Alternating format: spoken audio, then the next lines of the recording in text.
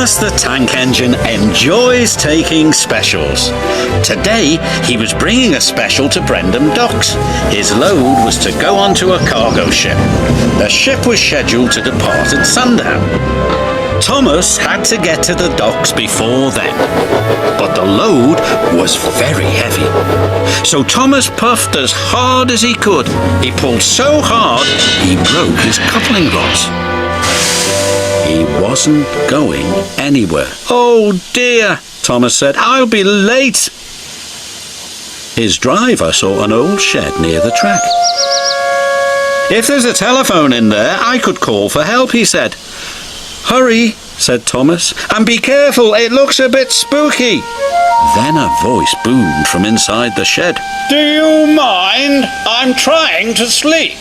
Thomas hoped it wasn't a ghost. Then his driver appeared. "Is it a ghost?"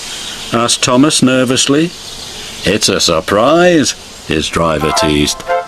Then the fireman took some of Thomas's coal and headed off to the shed. "She could get us to the fitter's yard," his driver said. "If her boiler holds," added the fireman anxiously.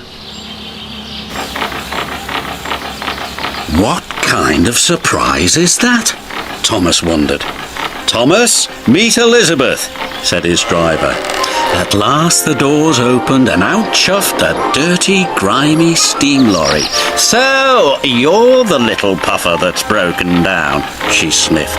Thomas was cross. "And you're just an old Sentinel lorry," he retorted. "That would be vintage Sentinel lorry," snapped Elizabeth. "And I haven't much time to get your coupling rods."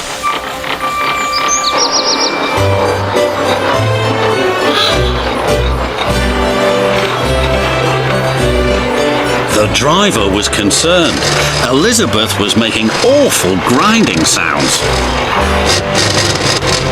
"She's not built for hills," he said anxiously. "You're losing steam," he called. "Just catching my breath," Elizabeth chuffed.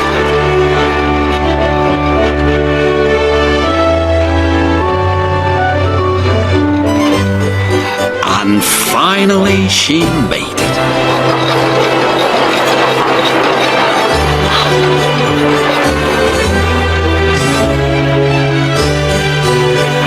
When Elizabeth returned with Thomas's coupling rods, she was pleased with herself. "And next time, don't be so careless," she scolded. Thomas thought Elizabeth was the rudest lorry he had ever met, but he was very happy to get his new coupling rods.